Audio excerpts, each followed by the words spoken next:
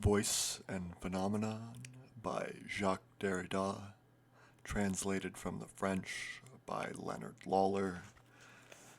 Chapter 7, Part 2, The Originative Supplement. The root of all these expressions, as we will see very quickly, is the 0 point of the subjective origin. The I, the here, the now.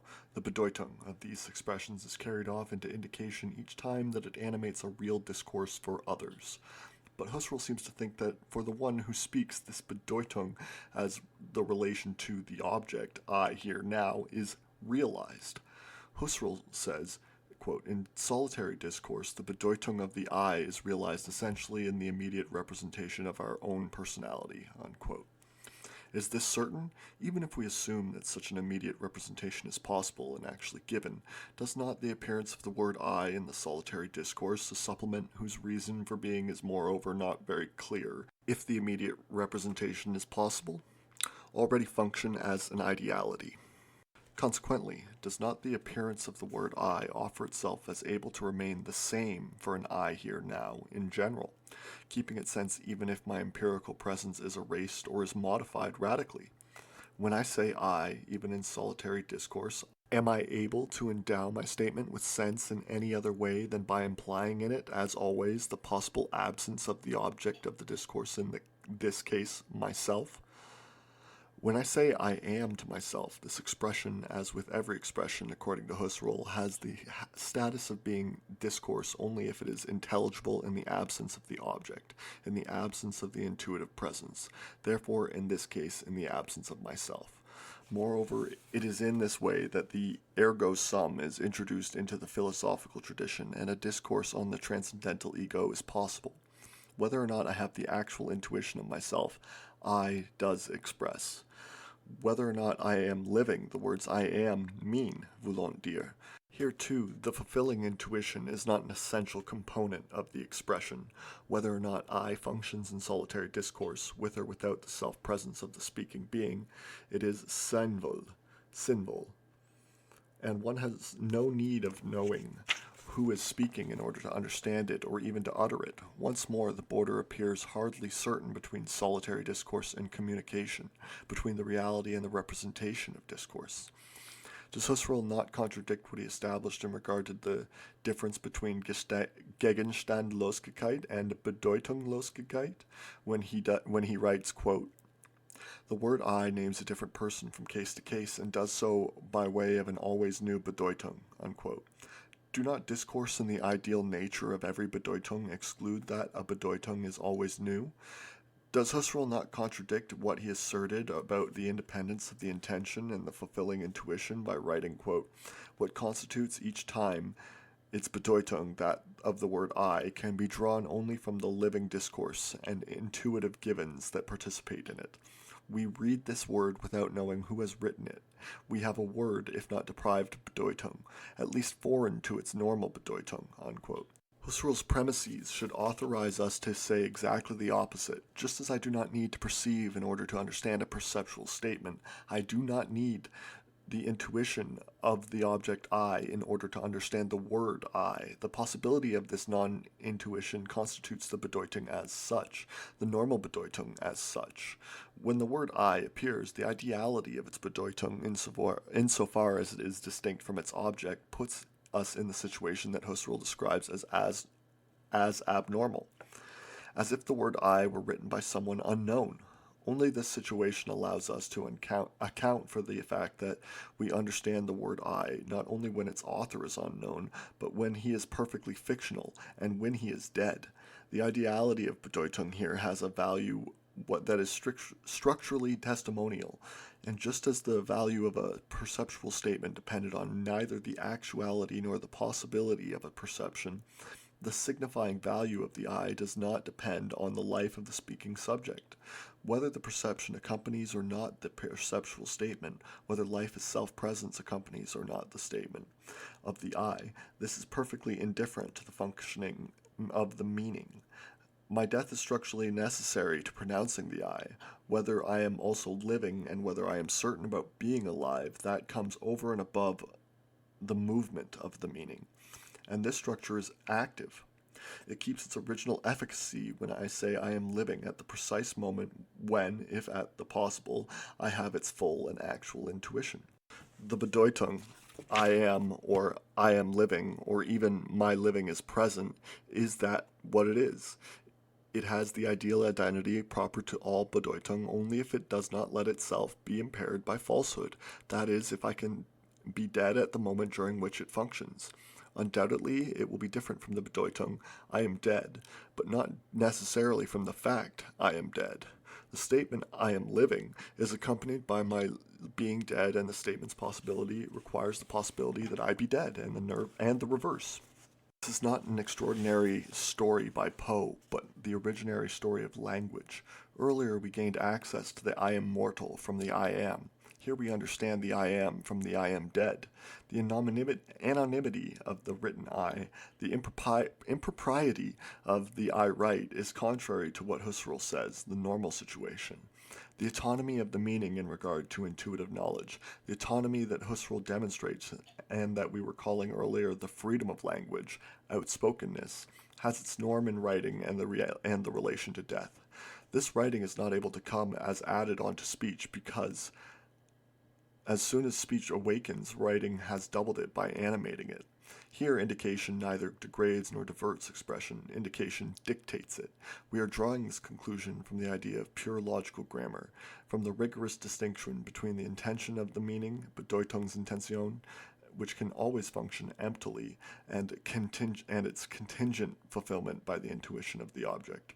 This conclusion is reinforced even more by the supplementary distinction, which is always rigorous, between the fulfillment by the sense and the fulfillment by the object. The former does not necessarily demand the latter, and we could draw the same lesson from a careful reading of section 14. Content as object, content as fulfilling sense, and content as simple sense, or Bedeutung is the name of section 14. Why does Husserl refuse to draw these conclusions from the same premises? The motive for full presence, the intuitionist imperative, and the project of knowledge continue to govern, at a distance, let us say, the whole of the description. In one and the same movement, Husserl describes and erases the emancipation of discourse as non-knowledge. The originality of the meaning as an aim is limited by the telos of vision. The difference that separates intention from intuition in order to be radical would nevertheless be provisional. And despite everything, this provision would constitute the essence of meaning, vouloir dire. The eidos is determined in depth by the telos. The symbol always signals towards the truth, whose lack it is constituted as. Quote, if the possibility or the truth happens to be lacking, the intention of the statement is obviously achieved only symbolically. It cannot derive the fullness which constitutes its epistemological value from intuition or from the categorical functions which must be exercised in its foundation. It then lacks, as one says, a true and authentic Bedeutung. In other words, the true and authentic meaning is the wanting to say the truth. This subtle shift is the resumption or the eidos in the telos of language and knowledge.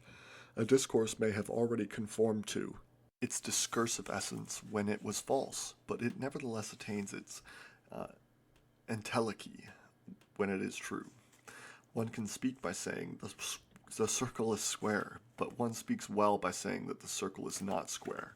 There's already sense in the first proposition, but we would be wrong to infer from it that the sense does not await the truth. It does not wait for the truth insofar as it expects it. It precedes the truth only as its anticipation. In truth, the telos that announces the achievement that is promised for later has already earlier opened up the sense as the relation to the object. This is what the concept of normalcy means each time that it intervenes in Husserl's description. The norm is knowledge, the intuition that is adequate to its object, the evidence that is not only distinct but clear, the full presence of the sense to a consciousness that is itself present to itself in the fullness of its life, in the fullness of its living present. Also, without overlooking the rigor and the audacity of the pure logical grammar, without forgetting the advantages that it can offer, we can compare to it the classical projects of rational grammar. It is indeed necessary to actual knowledge that its formality is limited. We could say as much about the pure morphology of judgments, which in formal and transcendental logic determines the pure logical grammar or pure morphology of significations.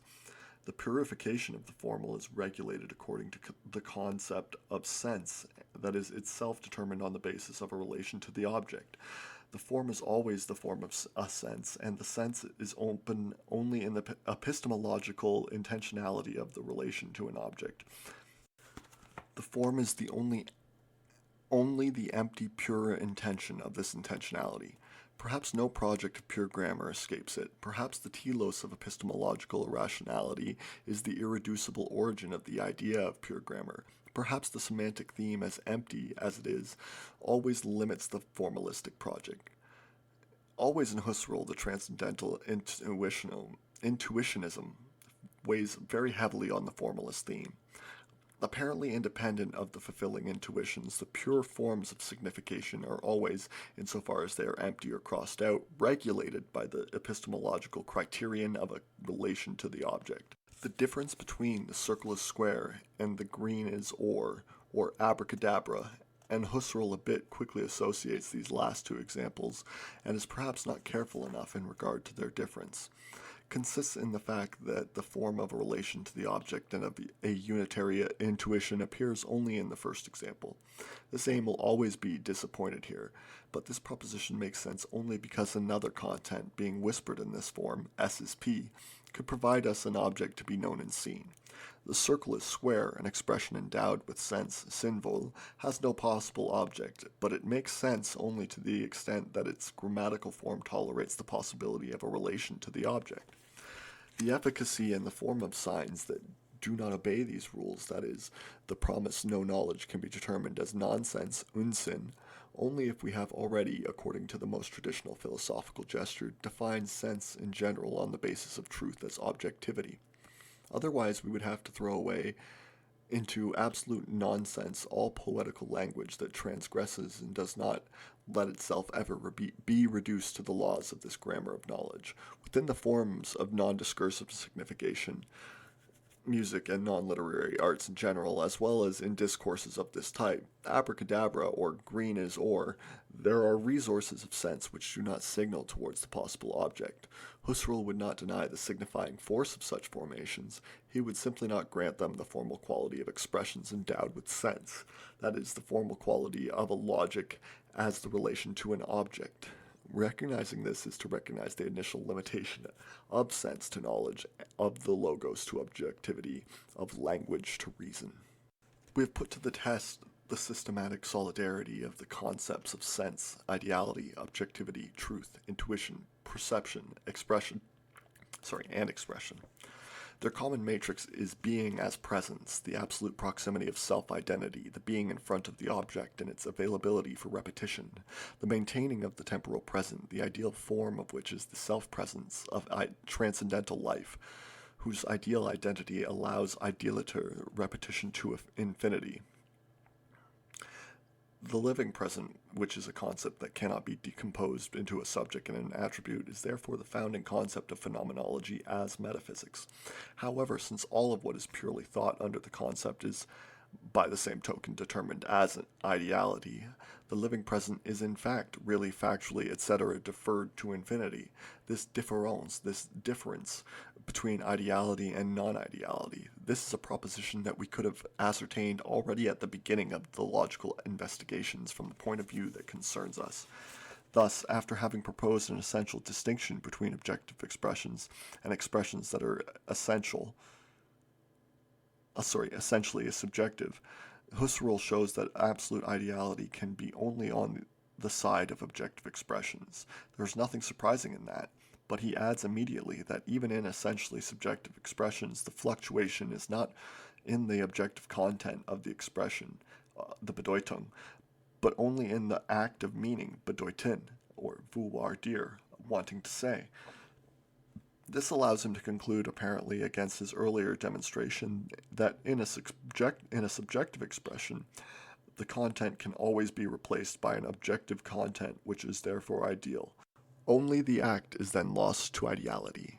But this substitution, which let us note in passing, would still confirm what we were saying about the play of life and death in the eye, is ideal.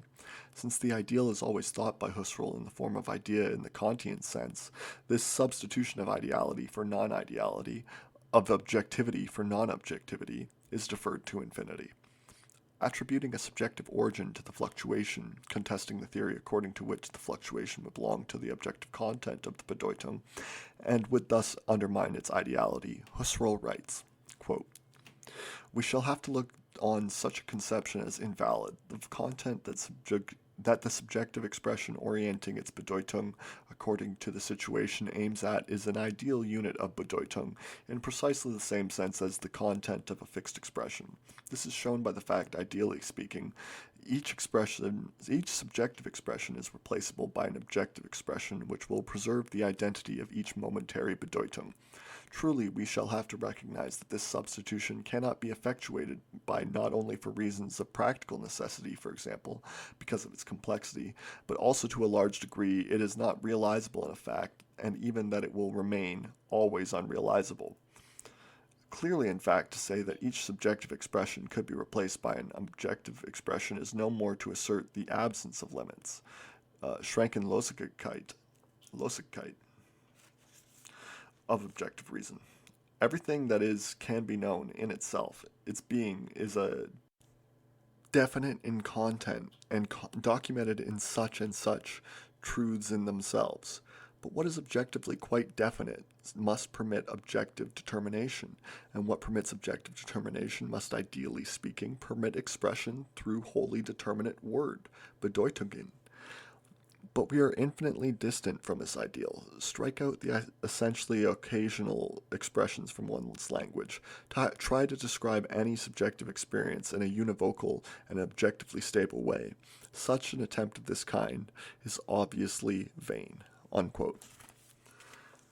The origin of geometry will take up in a form that is literally identical these propositions concerning the univocity of objective expression as an inaccessible ideal. In its ideal value, the whole system of essential distinctions is therefore a purely teleological structure. By the same token, the possibility of distinguishing between sign and non-sign, between the linguistic sign and the non-linguistic sign, expression and indication, ideality and non-ideality, between subject and object, grammaticality and non-grammaticality, pure grammaticality and empirical grammaticality, pure grammaticality and pure logical grammaticality, intention and intuition, etc.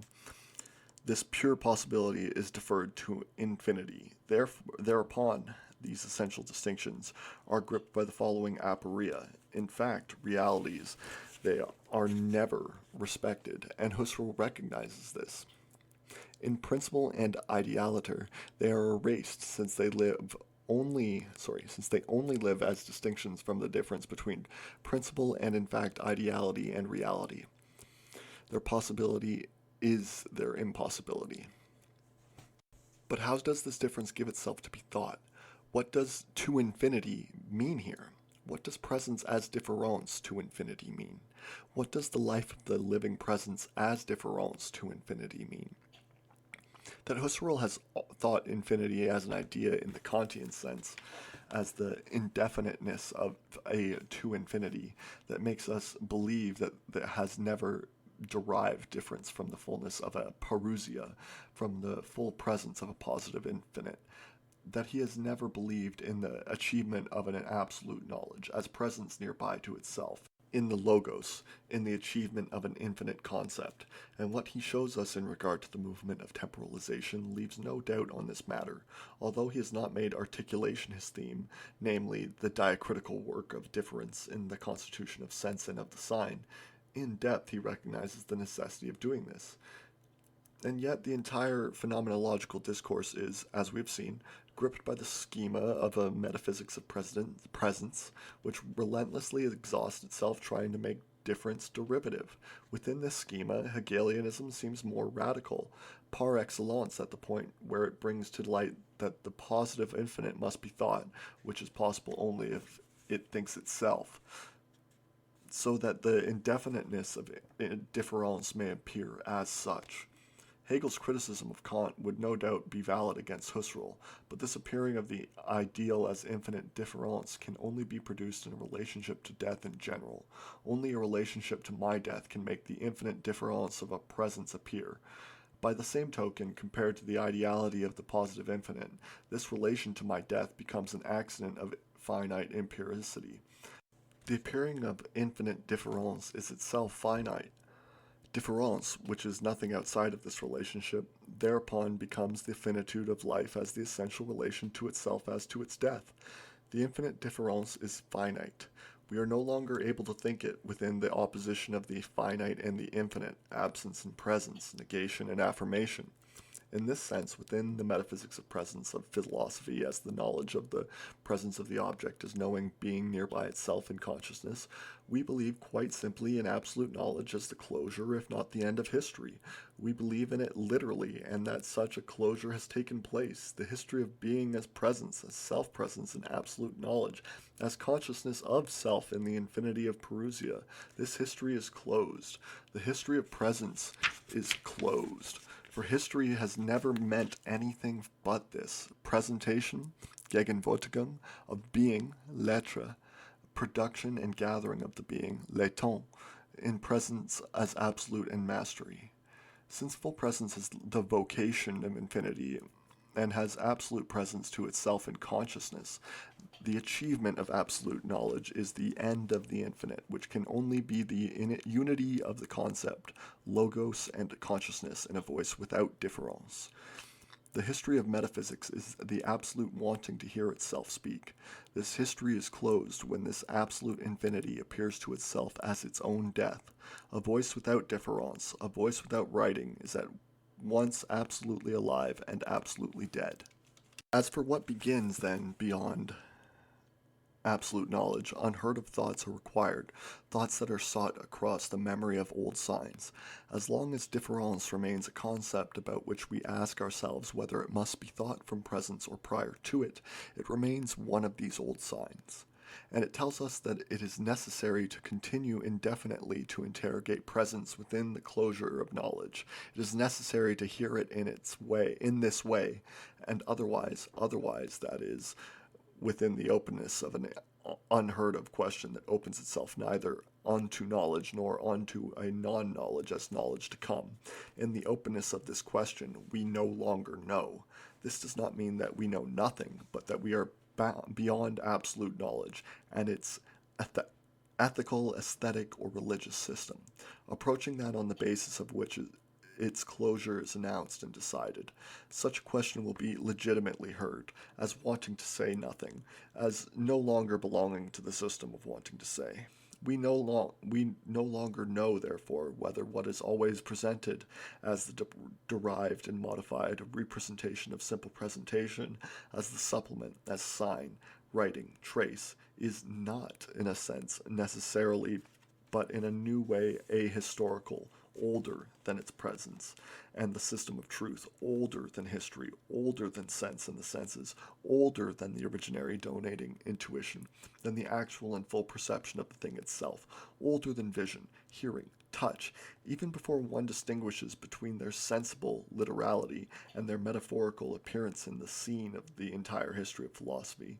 We no longer know, therefore, whether what has always been reduced and abased as an accident, modification, and return in the old names of sign and of representation has not repressed what would relate truth to its own death as to its origin, whether the force of Vergegenwärtigung, in which the Vergegenwärtigung is depresented in order to be represented as such, whether the force of repetition of the living present which represents itself in a supplement, because it has never been present to itself, whether what we call the old names of force and difference is not more ancient than the originary. In order to think this age, in order to speak of it, other names would be necessary than those signs of representation. And it is necessary to think as normal and pre-originary what Husserl believes is able to isolate as a particular, accidental, dependent, and secondary experience, the experience of the indefinite drift of signs as errancy, changes of scenes, Verwandlung, linking the representations, Vergegenwärtigungen, to one another without beginning or end. There has never been perception, and presentation is a representation of representation that desires itself within representation as its birth or its death. Everything no doubt began in this way. A name uttered in front of us makes us think of the Dresden Gallery.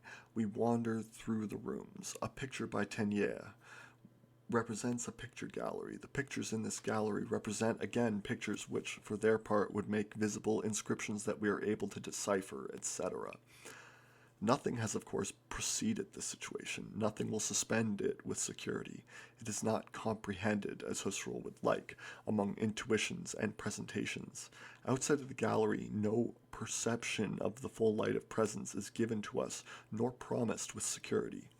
The gallery is the labyrinth, which includes its own ways out within itself. We have never fallen into it as into a particular case of experience, the case that Husserl then believes he is describing. Thus one still has to speak to make the voice resonate in the corridors in order to supplement the shining forth of presence. The phoneme, the akumenon, is the phenomenon of the labyrinth.